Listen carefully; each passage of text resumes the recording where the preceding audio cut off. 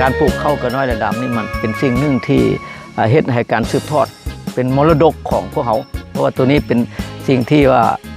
ดูดดึงและเป็นเฉพาะเอกลักษณ์ของชาวเชียงขวางหรือว่าไทยพวนของพวกเขาสาเนาะข้าวแก่น้อยลายดำถือว่าเป็นเกินว่าฮิตของเนาะฮิตของประเพณีต่างๆอันนี้ถือว่าพวกเขาได้ปะไว้โดยเฉพาะเวลาแต่งงานงานควันบุญปีใหม่อันนี้เราพบปะอบรมที่ผู้ใหญ่คำว่าเยี่ยมยามก็ต้องมีเข้าจนนี้แต่ว่าเป็นผู้สิ่งที่ต้อนรับเขาเจ้าอันนี้ถือว่าพวกเขารักษามาจะดึกดำบรรพ์แล้วเนาะตัวนี้นะถือว่าเป็นมรดกของพวกเขาแล้วเนาะมันเป็นปัจจัยหนึ่งที่สำคัญในชีวิตดำรงชีวิตของพวกเขามันขาดบ่ได้ตัวนี้อยู่พื้นที่อยู่ในแข่งเสื้อขวงเนี่ยโดยเฉพาะทางเมืองคูนนี่บนเดียวเลยกันว่าเขาจะปลูกนะกายนั้นเขาใส่แบบ3ชนิดด้วยกันแต่ปลูกหลายก็มู่มันอยู่ในเมืองคูนนี่เขากระน้อยรำนี่มันแตกต่างปัญหาที่1เลยมันเขา4เข้านี่มันได้หลายมันได้อยู่ใน80%การ4แล้วเขาไปมาโลนึงมันต้องขึ้นกับโล3 ขีดแต่ว่ามันเขานึ่งอะไรมันเพิ่มขึ้นขนาดมันจะนุ่มเขาจับจะนุ่มแล้วกินหอมมันรักษาความหอมไว้ตลอดเนาะตัวขาวตัวเหลืองนี่มันจะหอมน้อยแต่ว่ารักษาเกี่ยวกับเรื่องการหอมมันถือว่าบ่ได้ยาวนานปลูกข้าวกระน้อยลายดำนี่มันแตกต่างจากแนวพันธุ์อื่นโดยเฉพาะแม่นความพัฒนาของมันมีคือว่าปลูกน้อยได้หลายมันแพร่และมันต้านจากพยาธิภูมิต้านจากพยาธิหรือสิ่งแวดล้อมต่างๆมันได้ดีแต่ต้นมันแข็งลมพัดมาอาจจะล้มและมันจะโซใบวีเนาะโซห่วงแหละใบวีอยู่ลุ่มเวลาเกี่ยวนี่มันแสดงว่า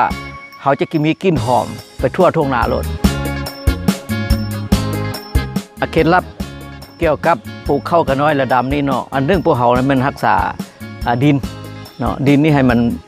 เหมาะสมเกี่ยวกับข้าวที่ต้องการโดยเฉพาะมัน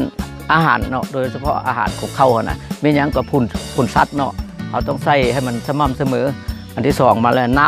ำอันที่3มาแล้วมันเขาติดตามจะมีพยาธิอย่างเกิดขึ้นหรือว่าเนื้อใดเนาะอันนี้พวกเขาได้ติดตามตลอดนับแต่มืดปักดำขึ้นเหมือ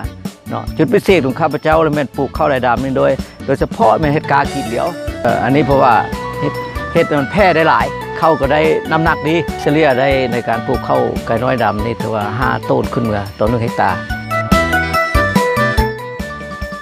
ว่าขายทั่วไปนี่ถือว่าที่บ่มีสารพิษตกค้างที่พวกเขาได้กวดกาอยู่ในเขาเอิ้นว่าสมาคมกับพวกเขาเนาะถือว่ากิโลนึงเนี่ยมัน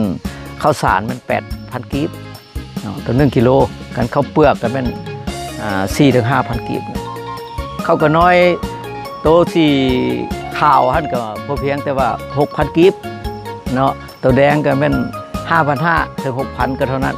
มีแต่ตัวเดียวข้าวกระน้อยลายดำนี่ถือว่าสูงกว่าก็มีบริษัทลาฟาร์เมอร์นี่แล้วก็บรรดาที่เวียดนามเขาเจ้าไปเฮ็ดบุญปีใหม่ของเขาเจ้าเนาะแล้วก็จีนก็มาซื้อนอกจากนั้นก็แม่ค้าสาวขายอยู่ทางนครหลวงเวียงจันทร์มาเก็บซื้ออยู่ในบ้านเนาะของปนีพ่อแม่พาเฮ็ดมาเนาะเฮาสิเอาเข้าขึ้นเล่าบอกเลยว่าอันนี้นะ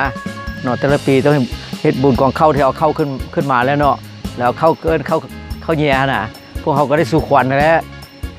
นับแต่เขาสิตีที่อย่างขึ้นเมืองต้องได้มีประเพณีมัดแล้วใกล้สิเข้าสิเป็นพวกเขาเห็นข้าวเมากระหางเลยไปไหว้บรรพบุรุษพวกเขา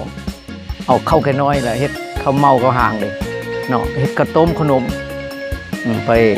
ปเลี้ยงมันซะไปเลี้ยงบรรพบุรุษพวกเขาเฮ็ดผ่านมาเกี่ยวกับผู้บริโภคที่อยู่ภายในและต่างประเทศนะให้รู้เกี่ยวกับข้าวกระน้อยลายดำโดยเฉพาะที่บ่อนผลิตหรือบ่อนจำหน่ายอยู่ในตลาดอยากรู้ว่าความรสชาติและนิ่มนวลแบบใดและความแซ่บอันนี้ก็ให้พวกท่านลองซีบึงตัวจริงเนาะแล้วก็ยังห้องให้ทุกคนต้องบึงว่าตรงนี้เป็นสิ่งที่สัญลักษณ์หนึ่งของชาวเชียงขวางของพวกเขาเนาะ พวกส่วนที่เยาวชนหรือนักเรียนนะตามโรงเรียนนั้นพวกเขาบ่ให้ปะปล่อยแต่ทางฮิตของประเพณีทางติดพันกับการปลูกฝังเลี้ยงสัตว์ของพวกเขานี่จนต่อไปแล้วเส้นลูกเส้นหลานต่อไปเนาะ